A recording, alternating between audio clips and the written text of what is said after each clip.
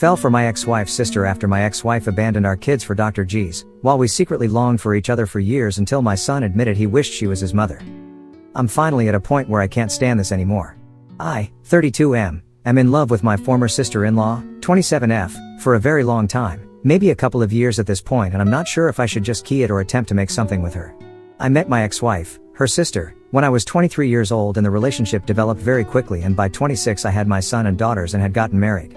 However, within months of being married my ex-wife had an affair, but worse than that, the man she cheated with had gotten her into heroin. After confronting her on this, she said she was going to get help, but instead she left in the night.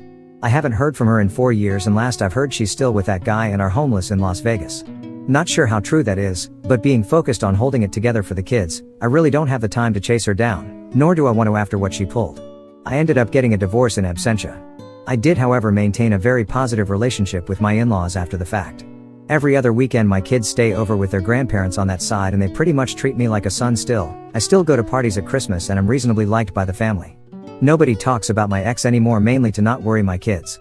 My oldest, my son, is very hurt by his mother leaving. He's 9 now, and I've had to get therapy for him after he told me he hoped his mother was dead. She had been getting verbally abusive toward the end, which was when he was around 5 or 6 anyhow. In the year following my ex leaving, her sister and her boyfriend had started coming around a lot to see the kids. They knew I worked a lot and would babysit and call it practice, as they wanted to have children of their own. My kids loved them and were spoiled by them, which I didn't mind because we all needed a little positivity. They got married and were very in love. However, her husband was killed in a workplace accident shortly after the birth of their daughter. It has been extremely rough and painful for everyone involved, as one can imagine. I followed my Sil's example and began to take her daughter to give her time to herself if things got too hard to deal with or she needed alone time. She's been in grief counseling for a few years, but she still wears her ring and has told me she can't ever imagine dating again. I talk to her about him frequently and she's gotten to a better place, but she's still very much in love with him. I can't imagine that sort of pain. Over the last 2 years we've been a more constant figure in each other's lives. My kids love their aunt and I have her over for dinner a couple times a week. My daughter and her daughter have become close and love being around each other, so they have sleepovers. I've moved on from my ex by this, but the idea of dating possibly someone dangerous as their mother has kept me out of the dating scene. I don't know when it happened, but slowly I began to get soft on my Sil. She's a great mom for what she's had happen to her. She's one of the sweetest people I know, and her sense of humor always leaves me laughing and happy. Then I started realizing that I'm physically attracted to her. I've always felt kind guilty about it because her late husband was a good friend, and since she's obviously is still grieving, so I've kept it to myself. Since COVID started we've been together a bit more because social distancing has had us lose contact with most other people. Nothing romantic has ever been discussed and I try not to flirt, but last week it was very late and after the kids went to bed I made us a few drinks, not enough to get drunk, but she decided she'd rather spend the night, so I took my couch. I woke up to breakfast this morning and the 4 of us felt like the sort of family I've always wanted. She even kissed my forehead, which is not something she normally does. I still didn't say anything, but after she left I found my son quietly playing with his toys in his room. He looked upset, so I asked him if he was alright. He tells me point blank, in the way only a kid can, that he wishes Sil was his mother. I sat down with him and asked him why he thought that way, and he gave a whole bunch of reasons, her being nice to him, that she never yells about anything. He likes seeing her at his grandparents and she draws pictures with him, which I didn't know they did. By the end of it my heart that is already melting for this woman even more wound up. When visiting, dropping them off with their grandparents, I tried to breach the subject with her folks to kind of feel around how people would see. I made a joke about she and I acting like a married couple sometimes, and they didn't laugh and were kind of standoffish, friendly, but either they know something or they disapprove. It's getting too hard for me to ignore or pretend it's not getting to me. I'm in love with her. Either I've got to key it and find some way not to think of her, or I have to find some sort of way to navigate through this situation and tell her everything. If anybody out there has any insight on how to approach a widow, especially one who was married to a friend, with this sort of intention, I could really use your help. Update 1. Firstly, I'd like to thank everyone who gave me advice on how to proceed and ideas and things I could maybe say to my former Sil. What I ended up doing. Shortly after making the first post, I remembered that my children were spend Sunday night over their grandparents' house, and typically when they do this, my niece, Sil's daughter, will join them. I allow these bi-weekly visits because I think it's important for them to maintain a healthy relationship with their mother's parents. And Sil lets her daughter go because she enjoys playing with my daughter. Well, I realized we'd both have a free night. Normally I'd just game or hit the gym an extra night, but I figured it would be the perfect opportunity to Sil without the kids being around. So I sent her a text saying, "Hey, kids are out this Sunday, was thinking you might want to get dinner." It was a fairly upscale place that reopened 2 months or so ago for outdoor dining. I never ask her out to dinner and we're almost never alone together, or without a child in the other room. She says she'd love to, and so my panic starts setting in because now I've got to actually act on my feelings. I ask her if she'd prefer meeting at my place and taking one car or meeting at the restaurant. She says she'll come by my place first. I'm a bit more cleaned up than normal, dressed up but not overly dressed. She shows up and my god, she's in a very nice evening dress, makeup, not something she normally wears, really looking stunning. I must have been slack-jawed for a second. I had to be lol. We make a little small talk, compliment how we look, but I still don't have my nerve yet and she isn't pushing the issue. Dinner is really wonderful. They had live jazz type group playing. Definitely coming back to this place. She tells me this is the first time she's really had an adult social outing that didn't involve her daughter in a few years, and I mention that it's about as long for me. We're laughing, joking, talking, a little casual touching here and there. I can't seem to find my nerve though. I'm afraid of ruining this moment, so I just submit to having fun. But as we're leaving, my mind snaps and I'm just like fuck it. And when we stand to go back to the car, I give her my arm and we walk back to the car arm in arm, no awkwardness, nobody mentioning that it's happening.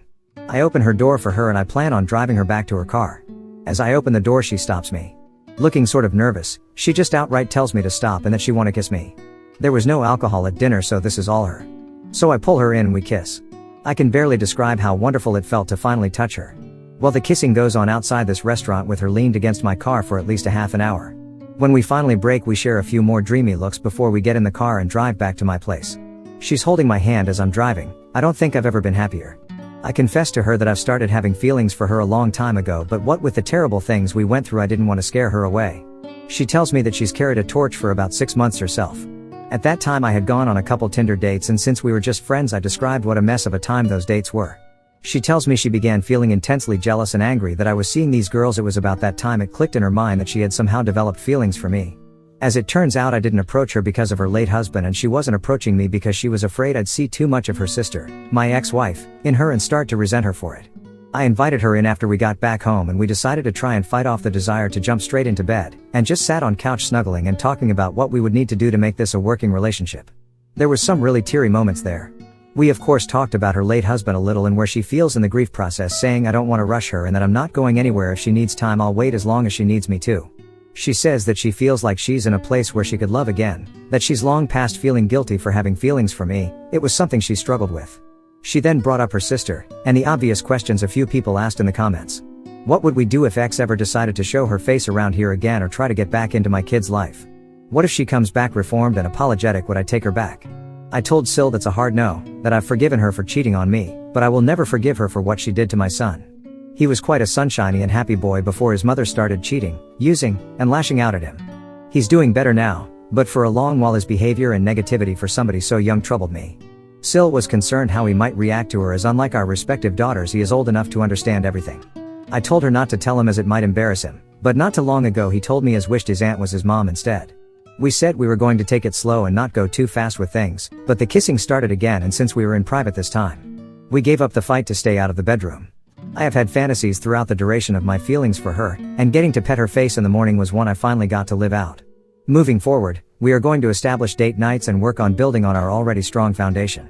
When we inevitably tell our folks we're a couple, we're going to do it together. But that's where I'm at. That's it, that's my update.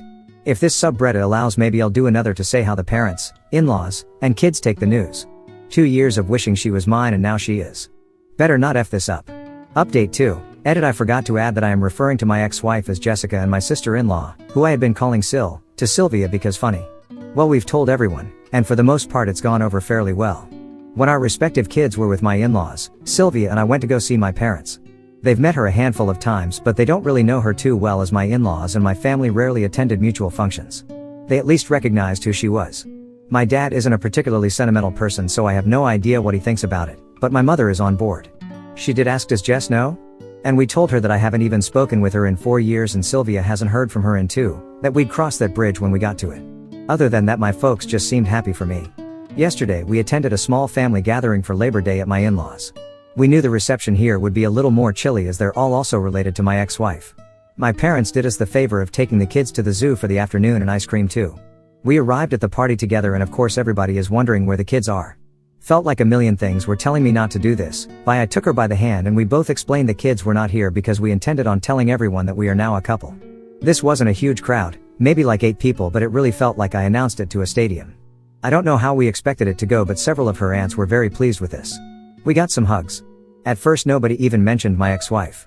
They were just happy because they had all settled on Sylvia just never dating again. It was only Mill that caused any issues. She told the party that she knew we were an item because I was always giving her puppy dog eyes and told them Sylvia talked about me nonstop. She asked for how long we had been dating in secret and I told her only a week. She scoffed and told me that she didn't think starting a relationship off by lying would be a smart move. She then accused, albeit it in a joking manner to the guests, that Sylvia and I had vanished at a pool party in June to smooch. Her mother and father asked to talk with us after the party and asked us just how serious things were, and like my parents asked whether my ex-wife knew or not. When I said no and that her opinion shouldn't matter given she abandoned her family 4 years ago, they said they would be more comfortable with everything if I was to tell Jessica that I am now dating her sister. They are both intensely afraid that my ex will return sober and renewed, make an attempt to make amends, discover that I am now in love with her younger sister and relapse. It sounded to me as if they knew something I didn't, and as it turns out Jess has been calling and talking to them for a year now and they just haven't told me. I was upset they kept this from me. Sylvia was very upset too, because not once after her husband's death has Jess ever tried to call her. They show me her Facebook profile, the one she blocked me from, and there she is looking pretty normal, not like a burned out husk. I have to admit that seeing her not looking like the junkie she became when she left made me feel a little better, and Sylvia too. Her parents kept their contact with her a secret because she is ashamed of what she's done and feels that she's deserved to lose her kids and couldn't face them after all that happened. Sylvia's parents gave me her phone number and asked that I please call her and speak with her. I told her that my feelings for Sylvia are real and there is no chance I reconcile with Jess. Phil seemed to nod in approval, but Mill honestly looks like she was hoping we'd fix things. After we left I talked to Sylvia about it, and though we discussed it before, a circumstance where Jess returns, we decided to revisit the conversation in light of these new revelations. I told Syl that I am in love with her, my whole heart is hers, and that my feelings of love for her are something deeper and stronger than anything I ever felt for my ex-wife. She ends up crying from the stress of the situation, anger with her parents for keeping secrets, and anger with her sister for not calling her or offering condolences at all after her husband's death. She then admits that she is afraid I might leave her if her sister returns, and I assure her this will never happen. It took some long hugs and a lot of kisses to smooth over the situation, but by the time we went to pick up the kids, we were holding hands together again and feeling more connected than ever. She's been spending the night at my place pretty frequently since we've been together. So the kids don't see anything. I've been setting my alarm for 5 in the morning, getting up and moving to the couch. Well, the morning after we decided to tell the little ones what is going on. Our daughters seemed very happy, but they are too young to really grasp what's actually taking place. All they know is they can play together more. I did take my son aside, just me and him, and asked him if he was okay with this and what he thought about it. He asked if we'd all be living together. I told him maybe someday. He asked if this made his aunt his stepmom now, and I said he's free to call her what he's comfortable with and I will respect it, and she would too because we both love him. He then asked me a lot of questions about his own mother, things he had never asked me before, and I answered pretty much everything he wanted to know. I toned some of my answers down a bit. He's learned a little about the dangers of drugs from school programs, and I was finally honest to that degree when I told him his mom had a problem and she made some bad choices. He asked me why his mother didn't love him, and that broke my heart. I assured him the best I could that his mother did love him. She had just made a lot of terrible mistakes and that sometimes adults just don't do the right thing when they should. He asked me if I still loved her. I told him that I hoped she would get better and that I don't want her to be sick anymore, but that she hurt me and him so badly that I couldn't love her like I did before. I'm not sure he got all of that, but I tried explaining it to him the best I could. All that aside, he has been so much happier and less withdrawn since Sylvia has been with us, and he's always going out of his way to do all the typical kid stuff to impress her that I did with my own mom. At the end of the day, I still have that phone call with the ex to dread. But, having Sylvia with me, being able to kiss her and hold her at night, it really puts some joy back into me that's been gone for a very long time. I don't think I even knew how unhappy I'd been all these years until I realized how happy she made me feel. We've been doing all the happy young lover stuff. She's been leaving me love letters in my work lunchbox, even little poems, and I had flowers sent to her place of work. She mentioned she had told me that a few of the ladies at work had been trying to get her to ask me out for several months, so I figured the flowers would both make her happy and be a firm thank you wink to the office girls lol. Thank you for everyone who commented or sent me messages on the first and second posts. They really made my day and helped me keep my cool to confess to her. Feel free to ask me anything, but I think this just about does it for my updates. Update 3. People have been asking me for an update for a couple months now, so I figured I'd finally sit down and do one. What you're about to read is a comment I wrote like last week, and I've just copied and pasted it as it's pretty much good enough to be a post. It details for the phone call with my ex-wife went and a little more info. I did talk to her back in September. I keep going to write an update for this, but life got pretty hectic. I did write like a 10-paragraph update like a month ago, but my laptop crashed, I lost it and got discouraged. The ex-wife is in a much better place and is in recovery. 8 months clean by this point. She finally told me the details of the affair and how things happened, how she got into drugs. Not stuff I really wanted to hear, but she's trying to get her life together, and as much as I dislike the things she's done to me and the kids, I want her to get healthy. I shouldn't, but I worry about her still sometimes. Anyhow, I got around to telling her about Sylvia and she was dumbfounded by it. When I first met my ex, she was 19 and Sylvia was 14, and in her mind she always viewed her as a kid in regards to me, which to be fair I did use to refer to Sylvia and her kid sister. But when she remembered that her sister is a fully grown adult who was married and had a child, that her hinting I was a creep stopped. She did ask if I had feelings for her while I was married, and I denied that. We talked about the kids and she was really regretful and crying throughout the conversation. She has no idea how she'd be able to face them again. I wanted to say something reassuring, but I don't want to give her the impression that I want her in their lives. Cordial, even friendly, but I'm not going to be stupid. She and Sylvia talked for a while too. I didn't eavesdrop intentionally, but from the bits I heard and what I was told, they talked about Sylvia's husband. As it turns out, my ex had gotten arrested for ABNA that week and spent it in jail. She didn't even know he passed until a couple weeks after the funeral, and by that point she felt saying anything would make things worse. Things went as well as could be expected. Sylvia, the 3 kids, and I have been spending almost every day together, and I haven't been happier in years. My son and daughter love all the motherly attention they've been getting, and I'm really loving getting to learn more about my little niece. Life's good. Busy, but it's good. Thanks for asking. I might just copy and paste this as my update. Lol, alright, that was my comment update, and nothing has really changed in the week since I wrote it.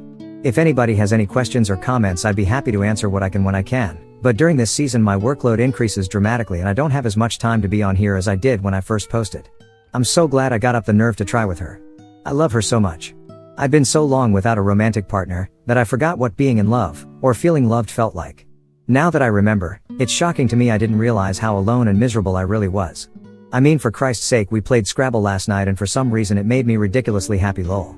Update 4. It has nearly been a year since my former sister-in-law, Sylvia, decided to begin dating. A year later and we are living together and I couldn't be happier. We're currently living together and are in the market for a new home. Our children are really benefiting from having 2 parents around to care for them. Our daughters have begun to call each other sisters and my son is accepted in the same way. They're basically just normal siblings. It is interesting with my son. When he is talking to his friends or teacher he refers to Sylvia as his mom, but when calling her or talking to her he still calls her auntie, and our daughters are the same as I am uncle. It confuses some people we meet, but it's always an interesting story to tell. We haven't had much contact with my ex-wife since my last post, though from what we hear she's doing much better. Has a halfway decent job, a boyfriend, and is keeping clean. I don't like to think about her being reintroduced into my children's lives, but if she continues to be a clean and well-rounded person, it will make it much harder for me to deny her visitation should she seek it. Not just from a legal standpoint, but from a moral one as well. Neither Sylvia and I look forward to that day, but the worries seem way off. Her parents have stopped their prodding into our business and haven't tried to force the ex back into our lives as we feared. Our kids spend the weekend with them now, as my 2 are already doing that beforehand. So Sylvia and I get to spend Friday night and most of Saturday to go on dates and have some alone time. Our mutual friends were all pretty surprised by this and have been very supportive as well. They try to be polite and not mention my ex-wife, but every so often it does come up. Mostly everyone is just happy that we've found happiness together. One side of the family that I failed to mention in all of this was the family of her late husband. As you might expect, her daughter still sees them regularly, and they are very happy and accepting of the relationship.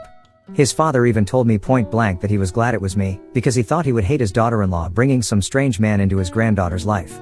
We haven't had many gatherings of course because of COVID, but the few get-togethers we have had have included them, and will always include them. Speaking of her late husband, Sylvia and I have talked quite a bit about our feelings, and she's even had me come along to one of her therapy sessions, because despite everything going so well, and the immense and wonderful love we have for each other, his memory and presence will always be a part of our lives. She decided on her own that out of respect for me she had to take her wedding band off, something that caused a lot of sadness, as you can imagine. I told her that she didn't need to do this, and were we to get married, she's got 2 hands. After I said this, she began to wear it on a necklace instead. She wears an engagement ring now. I don't have any crazy story on how the engagement went down. I didn't spring it on her in some crazy public spectacle, but there were tears and hugs and kisses. If you've got any questions, I'd be happy to answer them. Thank everyone so much for all the positive words of encouragement.